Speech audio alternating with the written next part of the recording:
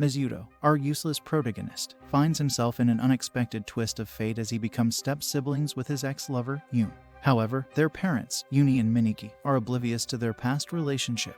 One day as Mizuto and his stepsister bid their mother farewell, his ex, and now sibling confronts him, questioning the necessity of getting along with him. However, things takes a twist when they gather around the dinner table later that day and surprisingly manage to get along, even working together to wash the dishes. The father finds joy in witnessing this newfound cooperation, and the mother is delighted that the step-siblings are finally hitting it off. Enter Yume into Mizuto's room, ready to express her unhappiness with his use of her given name. She insists that he address her as his older sister. Mizuto, attempting to reason with her, points out their shared age and birth date, both born on November 3rd. Yet, Yume remains unsatisfied, revealing the precise timing of their births, 11:04 for her and 11:34 for Mizuto, thereby establishing her seniority. The two openly acknowledge their mutual aversion to their sibling status, but they decide to act like real brothers and sisters. They agree that if anyone behaves differently from how step-siblings should, they'll become the younger sibling. As Yume is about to delve into Mizuto's drawer, he seizes the opportunity to prevent her from doing so and apologizes for their argument from earlier. Yume consents to refer to Mizuto as her older brother, and he reciprocates by calling her older sister. Their playful banter intensifies, eventually leading to Yume being cleverly tricked into using Mizuto's surname. The school environment adds another layer of humor to their relationship. A group of boys pretend to be Mizuto's friends, aiming to get closer to Yume. In her defense, Yume clings to Mizuto and boldly asserts that she has a brother complex, successfully deterring the boys. Yume's quest for revenge takes an amusing turn. She sits beside Mizuto, wearing only a bath towel, scheming to trick him into an unintended glimpse. The scheme nearly succeeds, but Yume takes it too far, jeopardizing her modesty until Mizuto intervenes to preserve her dignity. Admitting defeat, Yume attempts to leave, but an unfortunate trip results in the siblings tumbling onto the sofa together. In that moment, they teeter on the brink of forgetting their playful game and nearly sharing a kiss. However, their parents' sudden interruption serves as a reminder of why they disliked each other in the first place. One day, while Mizuto is in class, Kagure Kawanami approaches him with the excitement of a used car salesman. He declares that he genuinely wants to be Mizuto's friend and insists there's no hidden agenda involving Mizuto's stepsister, Yume. During fitness exams, the athletic prodigy Akatsuki Minami turns the school into her playground, leaving Yume attempting to keep up during the multiple tests. It's like watching an Olympic champion jog beside someone who just discovered their shoelaces can be tied. Yume, in her undying effort to succeed, pushes herself to the brink and is about to faint, but Mizuto miraculously appears like the superhero to catch her. Maybe he should wear a cape to school from now on. Yume shares with Akatsuki her lack of sports prowess and tells her to keep it a secret. Well, that ship has sailed faster than Yume running a marathon. Akatsuki agrees and takes it one step further by deciding to be her friend. It's a friendship sealed with the secret handshake of "let's pretend that never happened." Mizuto, however, keeps playfully teasing Yume. Akatsuki suspects he might be trying a new comedy routine, all in the spirit of being nice. Knock knock, Yume. Who's there? Your mischievous stepbrother. Yume falls ill with a fever, and Akatsuki, the daring detective of our story, insists on visiting her. In her feverish state, Yume is about to reveal something awkward or embarrassing to Mizuto, only to backpedal at warp speed upon seeing Akatsuki. Her secrets are safe, but her dramatics remain exposed. Akatsuki correctly deduces that Mizuto must have had a past romance. She wonders aloud if dating again would be like trying to play a saxophone while living with a stepsister, and then goes straight to the point, asking Mizuto if he sees Yume as more than just a sibling, but Mizuto denies any such feeling. In a flashback, Yume recalls her habit of treating Mizuto's gifts like precious treasures. Fast forward to the present, Yume finds herself in a peculiar situation, sniffing Mizuto's boxers as if she's in a sitcom about laundry mishaps. She drops them in panic and questions her life choices. Worried that her actions might send her back to her introverted self, Yume decides to return Mizuto's boxers, hoping to avoid any potential laundry drama. The scene escalates when Yume discovers that Mizuto had similar plans, intending to swap her clothes for his boxers. Mizuto suggests a unique way to settle their family dispute with a game of rock, paper, scissors, making it seem like they're resolving a playground dispute rather than a family matter. Yume then shares her laundry saga with reluctance. Mizuto's turn arrives, and he recounts how he ended up with Yume's clothes, involving mix-ups and an unexpected appearance by their father, but Yume remains unconvinced. As their family meeting unfolds sitcom style, Mizuto proposes an unusual arrangement where they can each make a single demand, as long as it remains within the bounds of common decency. Yume then spots Mizuto with another girl at a fast food joint, sparking wild imagination and insecurity. She wonders if she's in a rom-com or sitcom. With her investigative skills, Yume discovers an extra pair of shoes at home, jumping to amusing conclusion. She recruits Mizuto for a favor exchange, all in the name of an investigation. Mizuto seeks guidance from Kagure, who offers absurd insights about Akatsuki's intense infatuation, complete with tales of romantic kabooms. In a twist, the girl Yume saw with Mizuto at the restaurant was Akatsuki in disguise, with grand plans of marrying Mizuto and becoming Yume's sister. Akatsuki's vision of sisterhood includes activities as amusing as a slapstick comedy routine. Later, Mizuto pays a visit to Yume's room to playfully enforce her punishment for borrowing his underwear. She has to go on a date with him. Mizuto, taking the opportunity of the penalty for the underwear incident, boldly invites Yume on a date.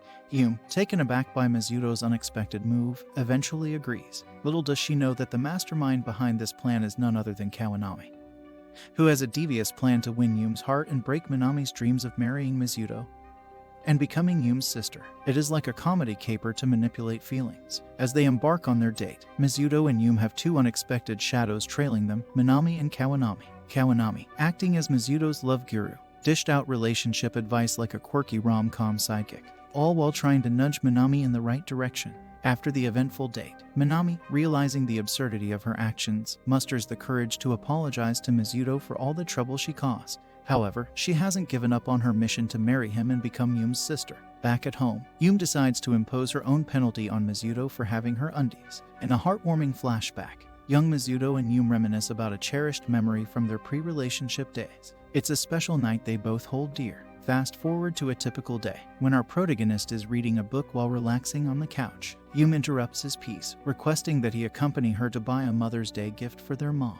She cleverly suggests that splitting the cost would make things less awkward, though Mizuto sees through her true motive to share expenses. Amazed by Yume's antics, he declines the offer, wishing for a serene Sunday. Unfazed by his refusal, Yume returns dolled up, causing Mizuto to break their unspoken rule by staring at her. Their journey takes them on a subway ride with plenty of awkward positions due to the train's bumps, and they decide to stay in one spot. At the shopping mall, they explore a kitchenware store, eventually settling on a bouquet as their Mother's Day gift. Yume catches Mizuto paying his respects at his mother's altar, and they share a touching moment, reflecting on their parents' lack of time together despite being newlyweds. Mizuto believes their parents are being considerate of them, while Yume questions his capacity for noble consideration. They hatch a plan to bring their parents closer by spending time out of the house, but it leads to a dead end. The next day, Mizuto surprises Yume with a plan to visit Kagure and Akatsuki's home, as they happen to be next-door neighbors. At the apartment complex, they're warmly greeted by their friends, who share stories about their history. A playful exchange between Kagure and Mizuto takes an unexpected turn, leading to a barrage of texts from Yume calling Mizuto a pervert. In retaliation, Mizuto playfully restrains Kagure and reads a poem about his feelings for Akatsuki, causing a comical uproar. They all dine at a restaurant, where Kagure and Akatsuki initially argue about food choices. Yume and Mizuto later engage in a humorous squabble over drinks, falling for a practical joke by their friends. Back at home, they study for their upcoming exams. Mizuto admires Yume's pajamas, leading to a sweet moment. They recall the parallels between their current interactions and when they first met before heading to bed.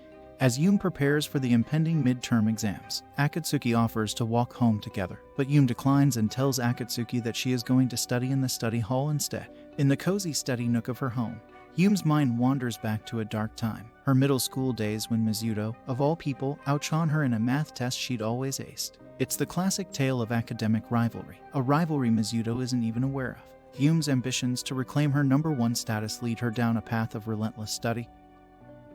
Yet Mizuto remains unfazed. There comes a moment of destiny in the school library, where Yume's heart is stolen as they chat about mystery books, and so she decides to confront Mizuto, who doesn't seem overly occupied with his studies. The tension is in the air as Yume challenges him, but Mizuto, the master of ambiguity, declares he will steal her first-place crown in the upcoming midterms. With the first day of exams under their belts, Yume anxiously reviews her test scores, fearing that Mizuto, the Japanese prodigy, may outscore her. Yume becomes suspicious and sneaks into Mizuto's room. She finds something that raises questions but doesn't get any answers. This leads to arguments, strong emotions, and the possibility of their parents getting involved.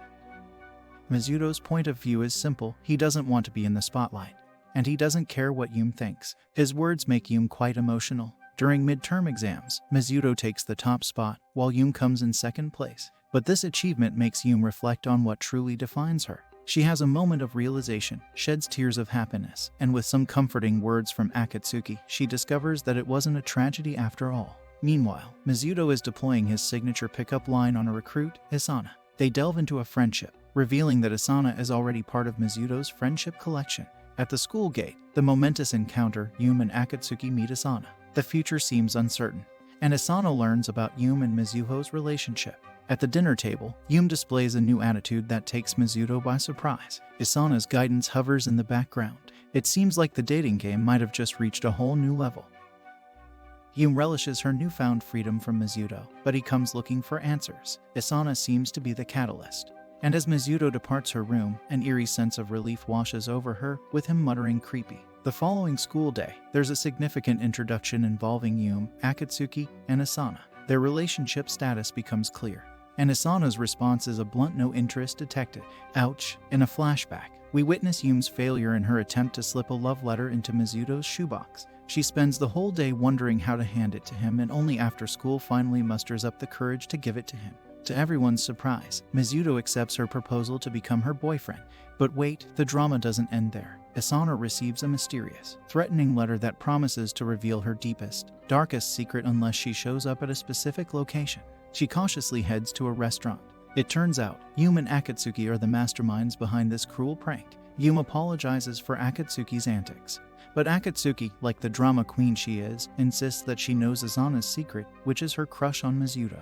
Asana, unwilling to deny the truth, admits her romantic feelings for him. To solidify their claim, she presents a video of Mizuto sleeping, and Akatsuki whispers something in Asana's ear, causing her to turn beet red. It turns out Mizuto was Asana's first crush. Akatsuki offers her help in making Asana Mizuto's girlfriend, but she firmly declines, claiming she's only interested in being his friend.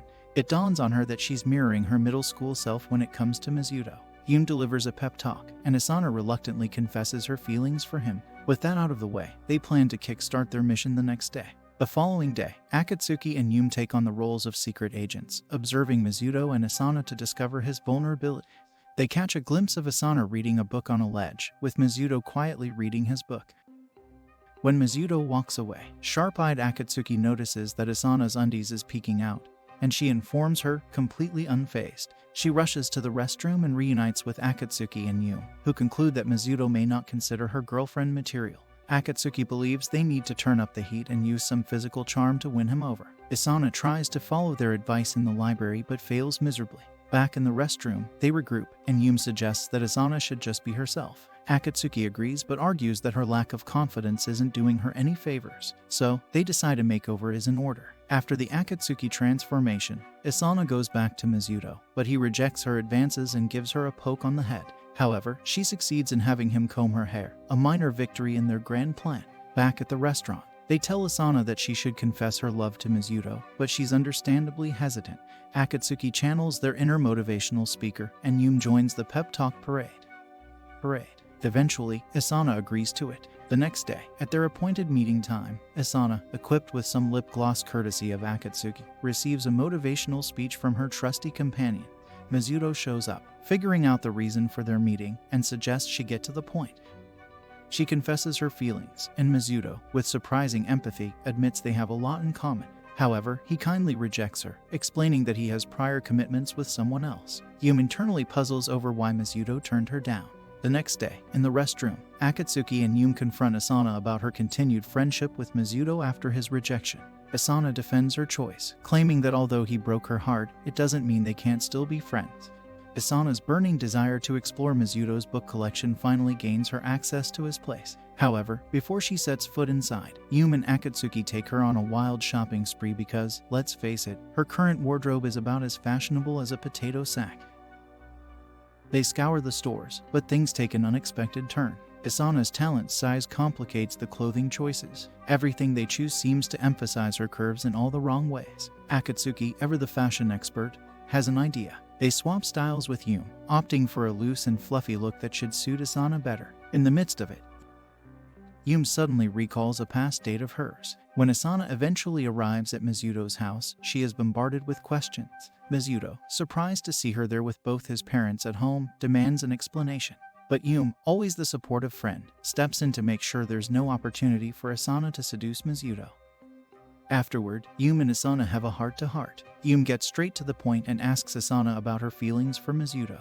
Asana's answer is as straightforward as it gets. She sees Mizuto as her dearest and only friend, someone she cherishes deeply and has no intention of losing. Later, Asana takes the time to explain to Mizuto's parents that she's not an ex-girlfriend but a close friend.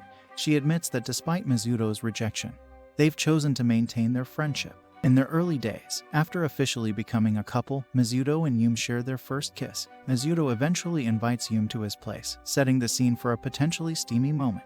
Yet, their intentions aren't what they seem. Mizuto's real goal is to read a book with Yume that interests her, and after finishing it, he walks her home. Both feel a bit let down, as their expectations of a more intimate evening didn't quite pan out. Their first day as third-year students arrives, and they walk to school, hoping they'll be placed in the same class. However, fate has other plans. Mizuto ends up in Class 1, while Yume finds herself in Class 3. They study together in the library, and Yume longs for the days when they were in the same class. Mizuto promises to spend time with her after school and during the holidays. A new friend enters Yume's life, someone who shares her interests. They bond over a book suggested by this friend, but it also begins to strain Yume's time with Mizuto. Mizuto starts to feel a tad left out as Yume spends more time with her new friend, and they miss their library meetups. When they do finally meet, Mizuto's cold attitude about Yume's new pal hurts her. She opens up about her friend, and Mizuto regrets his behavior. The next day, Yume cancels her plans with her friends to spend time with Mizuto, but she finds him chatting with another girl at the library. Mizuto apologizes for his past actions and expresses his desire to have Yume all to himself.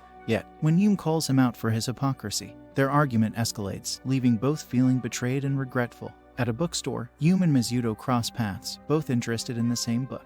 Mizuto gives her the last copy and formally apologizes at a restaurant. Yume forgives him, and they reconcile. In August, Yume attempts to invite Mizuto to a festival but backs out at the last minute, reflecting on the puppy love she had for him. Their communication continues to dwindle, leading to their eventual breakup on middle school graduation day. Shortly after their breakup, they discover that their parents are getting married, turning them into step-siblings.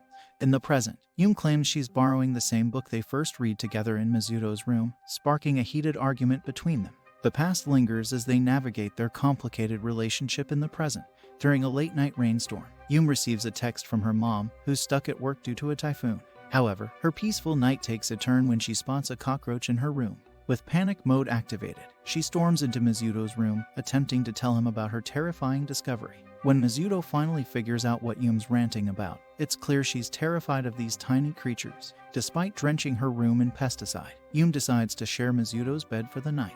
In his half-asleep state, Mizuto grapples with the memories of their previous relationship but does his best to put them behind him. The next day, Mizuto and Yume get into a heated argument over the cockroach incident. Their parents compare them to a married couple. As if that's not awkward enough, the parents announce a visit to Mizuto's family for Aben, where the only fun activity around is swimming in the local river. Yume proposes that they go shopping for swimsuits. Before they set out, Yume suggests they wear disguises to keep a low profile. Mizuto reluctantly agrees, and Yume puts on a swimsuit fashion show. An innocent comment by Mizuto about one of the suits leads to an awkward moment, but Yume decides to choose that swimsuit in the end. On their way home, they stroll past the wall where they share their first kiss. While they stand there, Yume's hat is blown away by the wind. Mizuto nearly repeats history by getting close to Yume's face but flicks her on the head instead. At home, Yume returns the book Mizuto lent her, and their parents can't help but tease them for their seemingly couple-like behavior. Yume denies it, but Mizuto knows deep down their parents view them as siblings. The following day, Asana visits and Yume is green with jealousy as she watches Asana cozy up to Mizuto while they watch a movie. Yume conjures up wild scenarios, suspecting Asana is scheming to make Mizuto propose to her. As the movie ends, a discussion about gender swapping in films turns into a spirited debate. The conversation leaves Yume seething with envy. Mizuto asks for a drink, and Yume serves it in her mug. Asana playfully mentions the concept of an indirect kiss, sending Yume into a tailspin. Mizuto eventually falls asleep on Yume's lap, and Asana nearly succumbs to temptation but is warned off by Yume. Then, she casually mentions considering a friends with benefits relationship with Mizuto, earning a well-deserved scolding from Yume. Before Asana leaves, she likens Mizuto resting on Yume's lap. After Asana departs, Yume is tempted to kiss Mizuto but resists, deciding it's best to move on from her feeling. Later, Yume curiously questions Yume about Asana and Mizuto's relationship, slyly hinting that Yume will probably find a boyfriend soon. In response, Yume confesses she can't imagine dating anyone other than Mizuto. In heat of summer break, Yume found herself sighing endlessly. Her phone buzzes to life with a call from Mizuto. They don't have an interesting conversation, but Mizuto eventually plays the age-old "My battery is low," promising to meet her at the library in 2 days. In the present, the Arito family decides to visit Miniki's mother in the countryside. During their visit, they also encounter Mizuto's cousins, Madoka and Chikuma. Madoka, in particular, appeared quite close to Mizuto.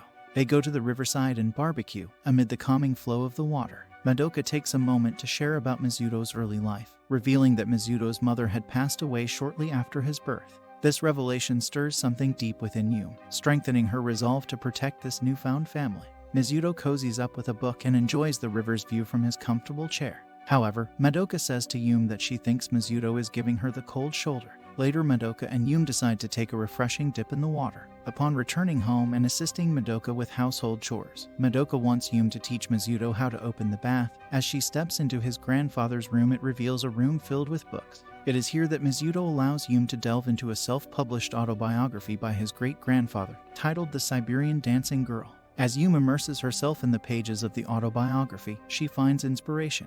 She becomes convinced that Madoka was Mizuto's first love. The following day, Yume selects a yukata, and Madoka expresses her anticipation for the upcoming summer festival. However, Madoka notices a shift in Yume's mood and asks about the cause. Yume confesses her feelings of selfishness. She contemplates the possibility that he might have had someone in his heart before her. Madoka's response is wise and thoughtful. She encourages Yume to take time to sort out her feelings. Later, Madoka orchestrates an opportunity for Yume and Mizuto to be alone in a room under the pretext of fixing a light bulb. As Madoka makes her exit, Mizuto questions Yume about the purpose behind this arrangement. Lost for words, Yume realizes her past unfairness towards Mizuto and finally understands her emotion. In a moment of vulnerability, Yume shares that she has many regrets. She thinks to herself that she wishes that she had invited him to the summer festival. As her emotions swirl, Mizuto offers a heartfelt hug. Mizuto asks Yume what she has to say. Yume reveals that it concerned their first loves, a topic that had been gnawing at her for some time. It is unsettling, and she admits her suspicion that Mizuto's first love might be Madoka. Mizuto denies having any romantic feelings for Madoka. Yume asks who his first love truly was. Mizuto gives a vague response, describing his first love as someone who loves to laugh. Madoka compliments Yume's appearance in a yukata, and Mizuto takes a photo of them together. Strangely, he knows Yume's phone password. They head to the summer festival, and Yume asks Mizuto why he came since he dislikes crowds. Mizuto explains Madoka often drags him along, and Yume confesses her mixed feelings about the festivals. Observing Madoka and her little sister's close bond, Yume thinks sibling hand-holding is normal, leading her to hold Mizuto's hand. She believes it feels better after opening up to him recently. They explore the festival and come across a shooting game. Madoka and her sister play, and Yume notices how physically close they are. Madoka loses and asks Mizuto to play, implying that Yume should hold him as a sister would. Mizuto, although reluctant, lets Yume hold him and wins a plushie for Chikuma. As they leave the festival, they meet Mizuto's parents. Yume and Mizuto introduce themselves to an older lady. Mizuto suddenly disappears, and Yume thinks he might feel uncomfortable around her. She searches for him as the fireworks are about to start. Mizuto sits at a shrine and thinks to himself that fiction is reality. He remembers how he initially considered Yume insignificant. However, after their first date at the summer festival 2 years ago, he found her more real than anyone else. Yume eventually finds Mizuto in front of the shrine. She reminds herself not to pity him for not having a mother and asks if he remembers their first date. They recall their date and how the date is Yume's passcode. They discuss their first kiss, and Yume confesses she read articles to prepare for it. Under the fireworks, Yume kisses Mizuto and vows to win him over. The next day, they prepare to leave, and Yume hints that they took a big step. Yume says farewell to Madoka's grandmother. Back at school, Isana asks Mizuto about Kagure, sparking more bickering. At home, Mizuto and Yume realize things can't return to the way they were, but they have a chance to build a new story together. If you enjoyed the video, make sure to subscribe to the channel and comment down your favorite part below.